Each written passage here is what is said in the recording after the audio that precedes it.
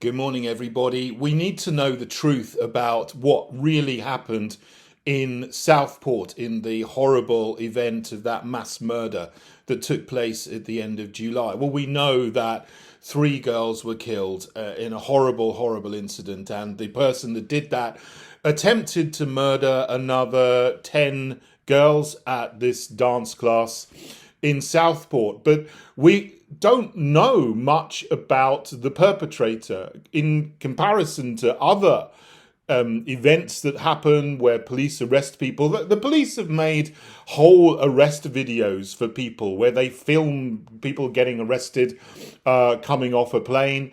Lucy Letby, we know, who I think actually is completely innocent, has been set up as a patsy for what happened there. That's a completely different story. But when she was arrested, they had people filming her arrest at 6 o'clock in the morning, showing all of her facial expressions. They filmed her interviews. They took a picture of her, a mugshot, which they put out publicly for everybody to see.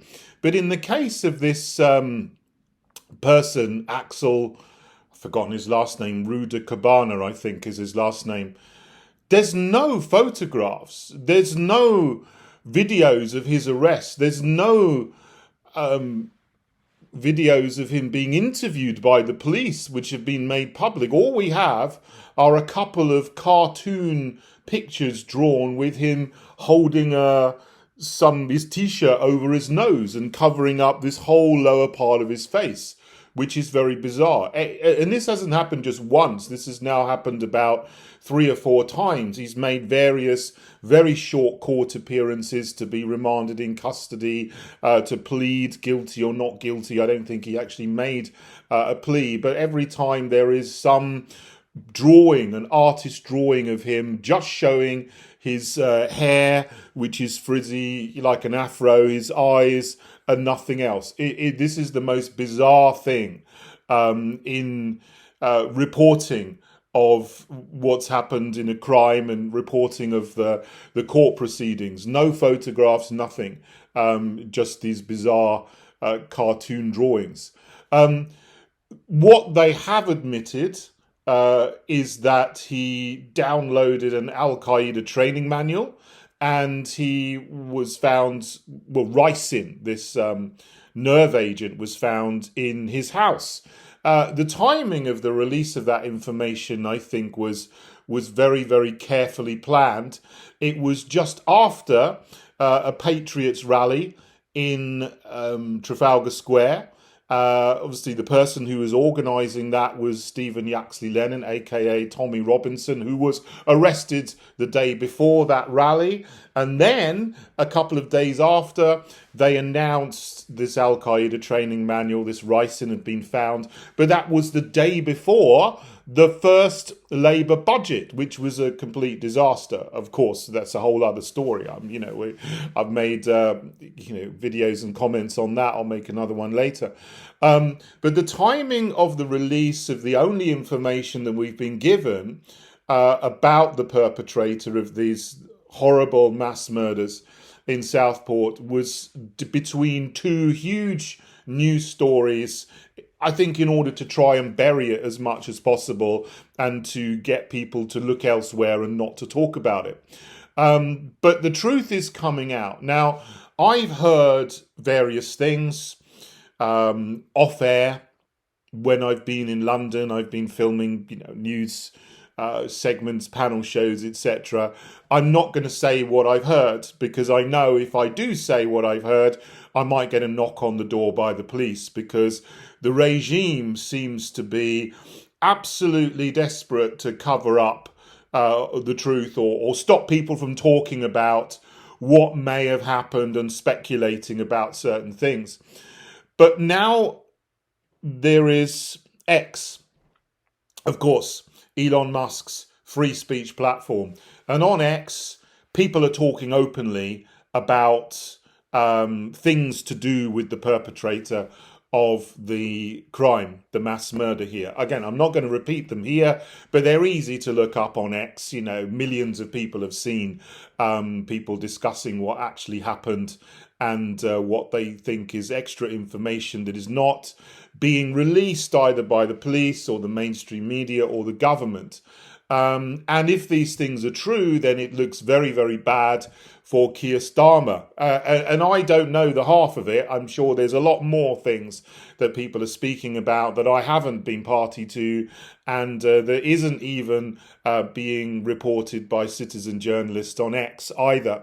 The thing is here, we have many, many people who were arrested after these mass murders because they were protesting against migrant crime, an increase in crime, against, here in Southport, innocent white girls who have got nothing to do with anything, who should be allowed to just live their life and enjoy dancing, enjoy being children, and their lives were horribly taken away from them. And the government seems to be more interested in locking people up who are discussing these things rather than dealing with the root causes of the increase in crime that we see in our country. And a lot of it is migrant crime. This is a phrase that even President Trump is now using to describe a similar phenomenon happening in America. They have mass migration, they have replacement migration like we do in the UK. We've had a program of replacement migration for at least 25 years. There are some areas where there has been a complete change in the demographics. One group has totally gone, another group of people has moved in entirely. We see that process in motion in other places where the indigenous population's percentage level is going down, the percentage of migrants from certain places is increasing, and in those areas there is an increase in crime, which is what happened in Southport, no question.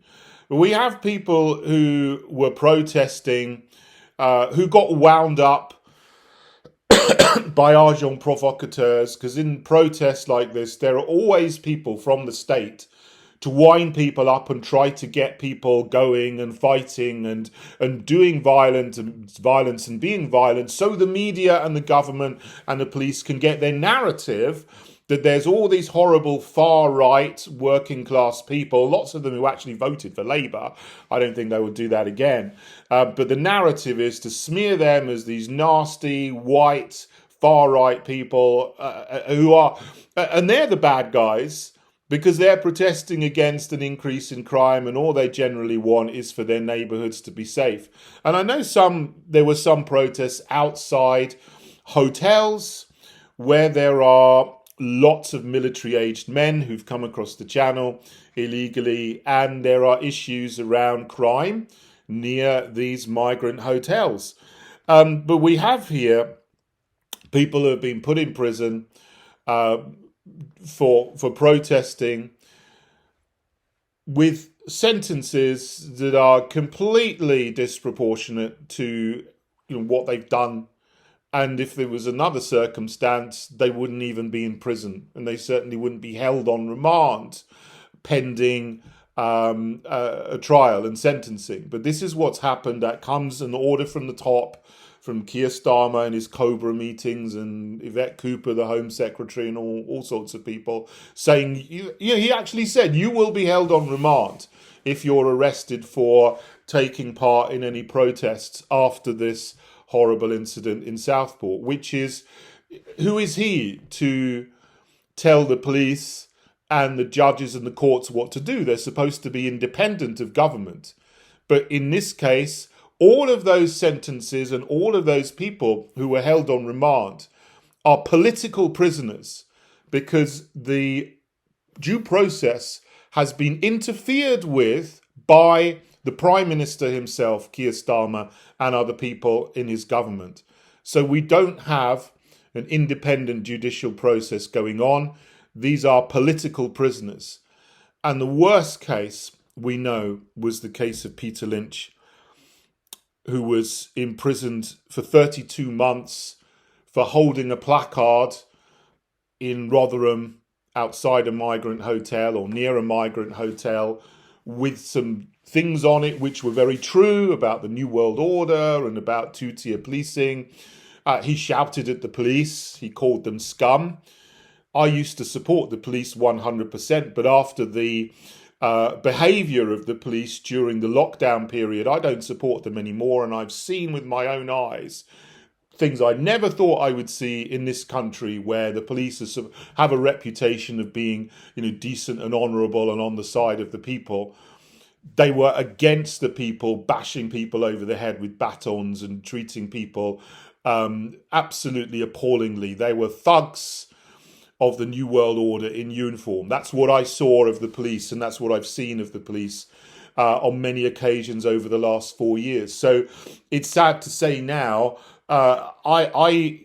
he called the police scum. Some of them are. I hate to say it, but some of them are. And I was not brought up to believe that. I'm only saying that because of the behaviour I've seen from some of the police officers that I've observed over the last 4 years. And I'm sure it was no different in some of these places where they were winding people up, both sides winding each other up, But why do the police need to form a barricade when, for people to stop them moving somewhere and then, charging at them? And that just agitates tensions and it winds people up. It's bad policing, essentially. And often they could de-escalate the situation by moving back and engaging with people in a friendly manner, rather than being openly hostile. But here we go. Peter Lynch was arrested for no more than holding a placard and saying hurty words, and he died in prison after 3 months. And the official line is he committed suicide. I very much doubt that that's true, because we know that they deliberately put people that they arrested for protesting after the Southport mass murders, who are white working class people, on wings and in areas of the prison that were 80-90% Muslim and ethnic. And they would have been going at them, beating them up, assaulting them every day. I wonder if he was actually beaten to death in prison by gangs on his wing who were hostile to him because of what he was in for. He should never have been in prison in the first place. He is a victim of the Starmer regime, and the judges and the police and the courts who have dragged him through the system and treated him in a manner which is completely disproportionate to anything he did. And we must never forget Peter Lynch, because he was a political prisoner of the Starmer regime and he died at their hands. And there are other people still in prison, not even for going out on the street, but just for posting things on social media. And the most well-known of those, of course, is Lucy Connolly. And what she said on social media was not nice, of course, but she was frustrated about what was going on. She wasn't advocating or inciting violence. She just said, if there is some violence, I don't care. Again, that's not a very sensible thing to put on social media. I wouldn't do that myself, and I would advise anyone against doing that. But she was sent to prison for 31 months after being held on remand for 4 months. Again, she shouldn't have been held on remand for a social media post. There are people like Hugh Edwards, who was not held on remand after having very, very indecent pictures of children on his phone. The other day we hear about someone who's a teacher who had 1,000 pictures, horrible pictures. I'm not going to say the words, but things being done to children, and he's given a suspended sentence. But here you have Lucy Connolly, you've got Tyler Kay, you've got Cameron Bell as another one who was filming what happened in Tamworth and was sent to prison just last week for 9 months, just for filming what was going on. She wasn't doing anything herself, just filming as a citizen journalist, and sent to prison. Deanna Evans is another one. She was filming what happened. A police officer, a constable, grabbed her phone. She fought back, and apparently she elbowed this constable, and the constable said that she assaulted her. She was arrested for assault and violent disorder in Stoke-on-Trent and sent to prison for 20 months. But if this constable hadn't grabbed her phone, there wouldn't have been any altercation. Why did they do that? You see, they're agitating people to wind them up, and then they sometimes, if you're in the heat of the moment, it's like someone assaults you, you fight back because you don't want someone to take your phone, and then you get accused of causing violent disorder. You see how this is completely twists justice against ordinary people. And this is what's happened to lots of people over the last few months. And it's despicable and deplorable. It should not be happening in England, the UK, anywhere in the world. But the point is here, now the truth is coming out about what happened in Southport. Again, I'm not saying that what people are reporting on X is true, but people are talking about it, and it's very openly spoken about off camera in the media studios in London. And all of these people who are political prisoners of the regime, who should never have been arrested because they were not doing anything wrong, they were just frustrated about girls being killed and don't want this to happen again, want to protect ordinary people in this country. And it looks like the information coming out is really going to show that there was, these people, these political prisoners, were actually far, far closer to the mark in what they were saying than what the Starmer regime was saying in smearing them as like completely unjustified in talking about what they were talking about. It looks like, there is, when the truth does come out, they're going to be completely exonerated, and they should be, their sentences should be quashed immediately, basically, and they should be released from prison. And this wicked Starmer regime needs to be gone. And, I hope when people find out the truth, whatever it is, it looks bad, that they're going to see that everything has been twisted in this case. And the people who are protesting against crime are in the right, and we need to keep on protesting against the rising level of crime and the things which are causing it, and the people who have facilitated it, without actually pointing the finger at anybody in particular. They're the ones that need to be gone. They're the ones that need to be in prison. And so I hope the truth does come out very soon.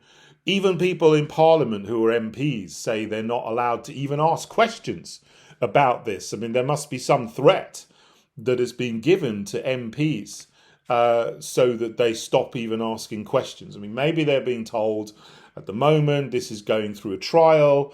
The trial's going to take however long it takes. And, you wonder, this trial, is it being dragged on for months and months? Would it go on for years to stop people from talking about things because everyone's going to say, oh, it's sub judice. You can't talk about this because it will affect the trial. Okay, that is a point. But let's get the trial done. Why is this trial not going ahead? Why have we not got this going ahead now and get to a sentence before the end of the year, so then everybody can talk about what's going on, and we can really find out the truth of what this is happening, and this can all be laid into the public sphere. If they delay the trial of Rudy Axel Cabana, whatever his name is, until a year's time or 2 years' time, this is a deliberate way of covering up the truth by saying you're not allowed to talk about it, even as an MP, because it's sub judice. This has got to go quickly so that everybody can find out the truth.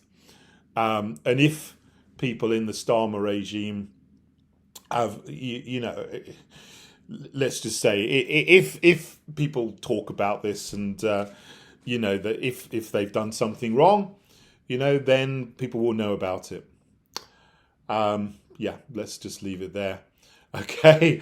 And let's keep asking for the truth. Thanks for listening, everybody. God bless you all.